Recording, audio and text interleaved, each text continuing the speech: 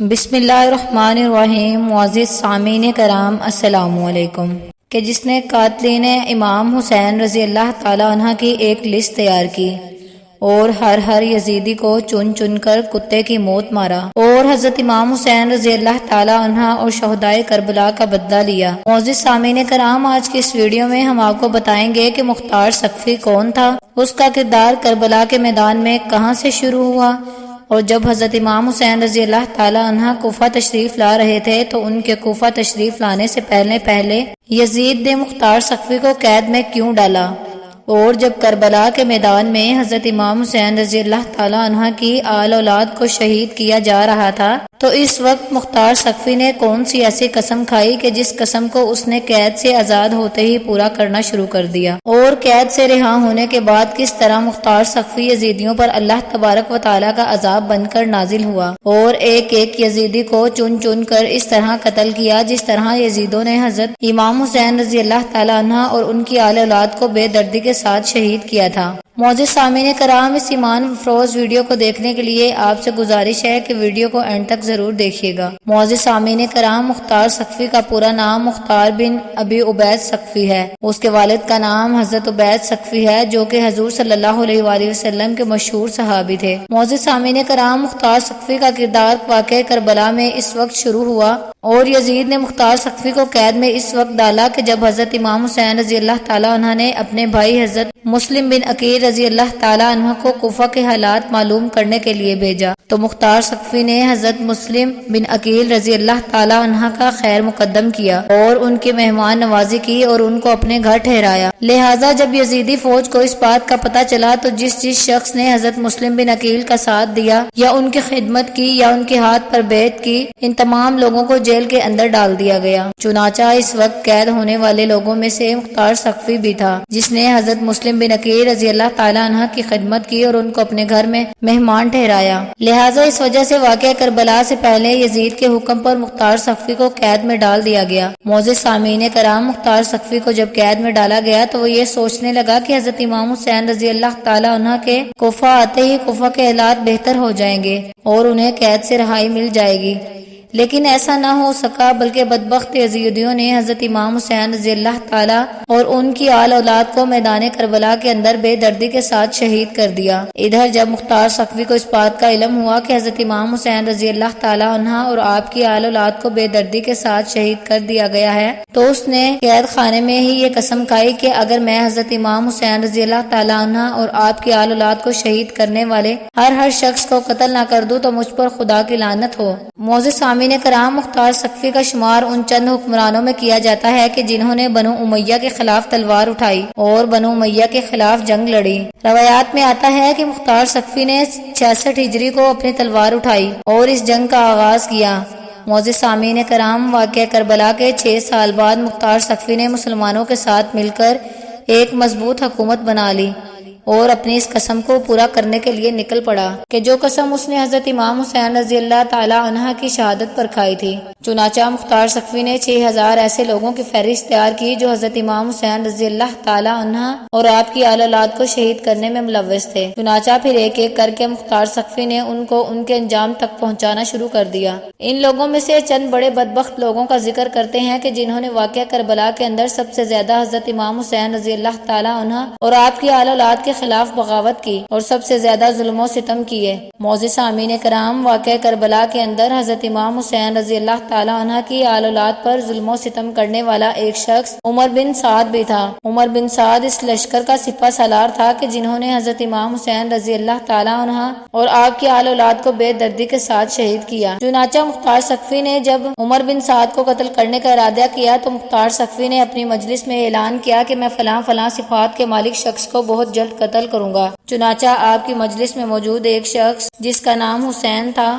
مختار سقفی کی بات سنتے ہی سمجھ گیا کہ یہ عمر بن سعد کی بات کر رہا ہے۔ چنانچہ وہ شخص مجلس سے اٹھا اور فوراً عمر بن سعد کے پاس گیا۔ چنانچہ عمر بن سعد نے جب یہ بات سنی تو اس نے اس بات کی طرف زیادہ توجہ نہ دی کیونکہ عمر بن سعد کے تعلق مختار ثقفی کے ساتھ بہت اچھے تھے۔ چنانچہ دوسرے دن عمر بن سعد نے اپنے بیٹے کو، جو کہ جنگ کربلا میں اپنے باپ کے ساتھ شامل تھا، اس کو مختار ثقفی کے پاس بھیجا۔ چنانچہ جیسے ہی عمر بن سعد کا بیٹا مختار ثقفی کے پاس آیا تو اس وقت مختار ثقفی نے اپنے ایک فوجی افسر کو اپنے پاس بلایا اور اس سے کہا کہ چپکے سے جاؤ اور عمر بن سعد کو قتل کر کے اس کا سر کاٹ کر میرے پاس لے آؤ۔ چنانچہ جیسے ہی وہ فوجی عمر بن سعد کے گھر گیا تو عمر بن سعد اس فوجی کو دیکھ کر گھبرا گیا اور بھاگنے کی کوشش کرنے لگا، لیکن بھاگ نہ سکا۔ اس دوران مختار ثقفی کے اس فوجی نے عمر بن سعد پر حملہ کیا اور اس کو وہیں پر قتل کر دیا اور واصل جہنم کر دیا اور اس کے سر کو جسم سے جدا کر کے مختار ثقفی کے پاس لے آیا۔ اس طرح عمر بن سعد کو اس طرح بے دردی سے قتل کیا گیا جس طرح اس نے حضرت امام حسین رضی اللہ تعالیٰ عنہ کی آل اولاد کو شہید کیا تھا۔ چنانچہ عمر بن سعد کا سر جب مختار ثقفی کے پاس لایا گیا تو اس وقت مختار ثقفی کے پاس اس کا بیٹا بھی موجود تھا۔ تو مختار ثقفی نے اس کے بیٹے سے پوچھا کہ تم اس کو پہچانتے ہو؟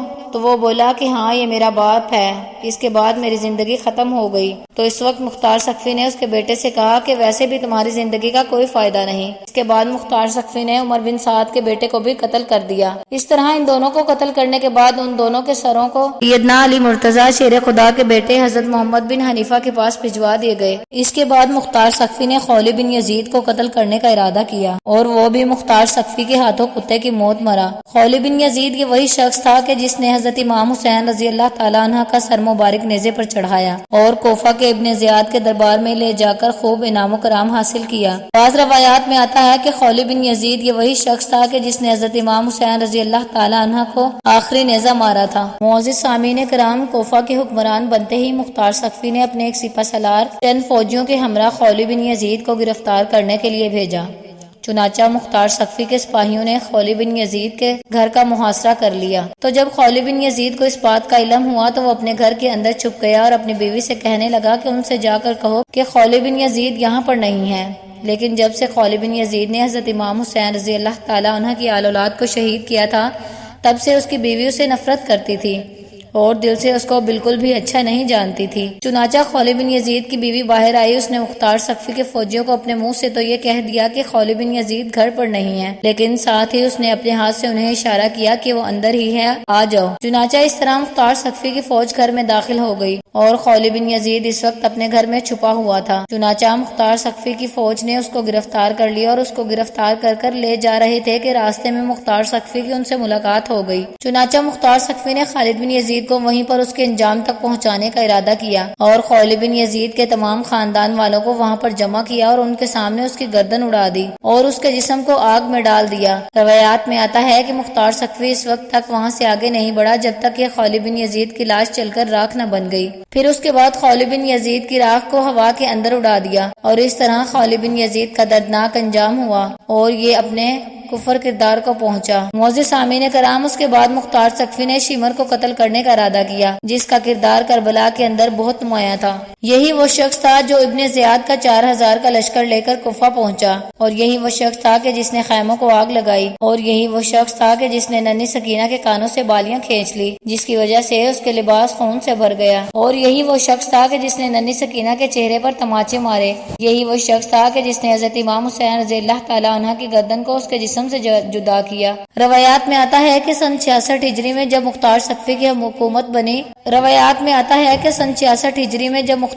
کی حکومت بنی تو شمر اور دیگر لوگوں نے مختار ثقفی کے ساتھ جنگ لڑی، لیکن مختار ثقفی نے ان تمام لوگوں کو اس جنگ کے اندر شکست دے دی۔ چنانچہ شکست کے بعد شمر کوفہ سے بھاگ گیا، لیکن مختار ثقفی نے اپنے ایک خاص غلام فوجیوں کو ایک دستہ دے کر شمر کا پیچھا کرنے کو کہا، لیکن شمر نے مختار ثقفی کے کمانڈر اور اس کے دستے کو قتل کر دیا۔ اس کے بعد مختار ثقفی خود اس کا محاصرہ کرنے کے لیے نکلا اور ایک مقام پر شمر کو گھیر کر اس کو قتل کر دیا۔ اس کے سر کو اسی طرح جسم سے جدا کیا جس حضرت امام حسین رضی اللہ تعالیٰ عنہ کے سر مبارک کو ان کے جسم سے جدا کیا گیا تھا اور شمر کے سر کو کاٹ کر ان کے منہ کا کالا کیا گیا اور شمر کے سر کو نیزے پر لٹکایا اور پورے کوفہ کے اندر گھمایا۔ اس کے بعد شمر کے جسم کو کھولتے ہوئے تیل میں ڈال دیا گیا اور پھر اس کے بعد اس کے جسم کو کوفہ کے بازار کے جنگلی کتوں کے آگے پھینک دیا۔ پھر اس کے بعد شمر کا سر محمد بن حنیفہ کے پاس مدینہ میں بھجوایا گیا۔ معزز سامعین کرام، اس کے بعد ابن زیاد کا نمبر آیا جو کوفہ کا گورنر تھا اور جس نے حضرت مسلم بن عقیل رضی اللہ تعالیٰ عنہ کو شہید کیا تھا اور حضرت امام حسین رضی اللہ تعالیٰ عنہ کے خلاف میدان کربلا میں اپنی فوج بھیجی تھی۔ ابن زیاد کے حکم پر ہی حضرت امام حسین رضی اللہ تعالیٰ عنہ کی آل اولاد پر پانی بند کیا گیا اور اسی کے خط کی وجہ سے جنگ کربلا وقوع پذیر ہوئی۔ چنانچہ سن 67 ہجری کو مختار سقفی اور ابن زیاد کے درمیان ایک بہت بڑی جنگ ہوئی، جس کے اندر ابن زیاد کو شکست کا سامنا کرنا پڑا۔ اس وقت عبداللہ بن زیاد اور ان کے ساتھیوں کے سر ان کے تن سے جدا کر دیے گئے اور ان کے سروں کو مختار سقفی کے پاس بھیجا گیا۔ چنانچہ مختار سقفی نے ان تمام لوگوں کے سروں کو اسی مسجد میں اسی مقام پر رکھا جہاں پر حضرت امام حسین رضی اللہ تعالیٰ عنہ کے سر مبارک کو رکھا گیا تھا، تاکہ لوگ ان سے عبرت حاصل کریں۔ چنانچہ جب ابن زیاد کے سر کو اس مقام پر رکھا گیا تو ایسا واقعہ پیش آیا جسے دیکھنے کے بعد تمام دشمن اہل بیت کے کلیجے کانپ گئے۔ ترمذی شریف میں حضرت عمارہ بن رضی اللہ تعالیٰ عنہ سے روایت ہے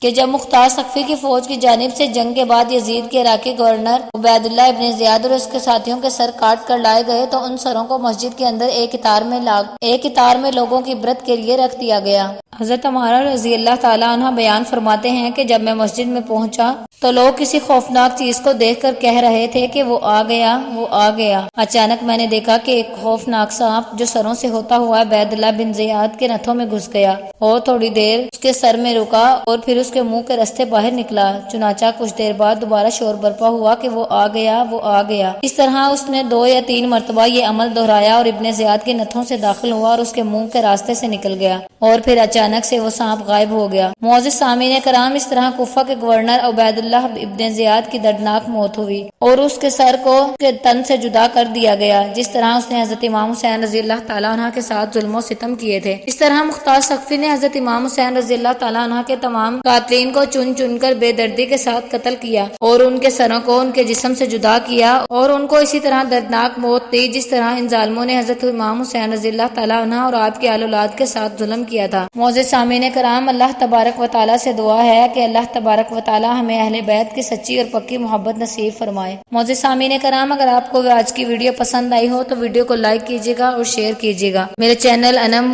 وائس 1.m کو سبسکرائب کر لیں، بیل آئیکن کو پریس کر لیں تاکہ نیکسٹ آنے والی ویڈیو کا نوٹیفیکیشن آپ تک پہنچ سکے۔ ملتے ہیں اسی طرح کے کسی نیکسٹ ویڈیو میں، تب تک اپنا ڈھیر سارا خیال رکھیے گا۔ فی امان اللہ۔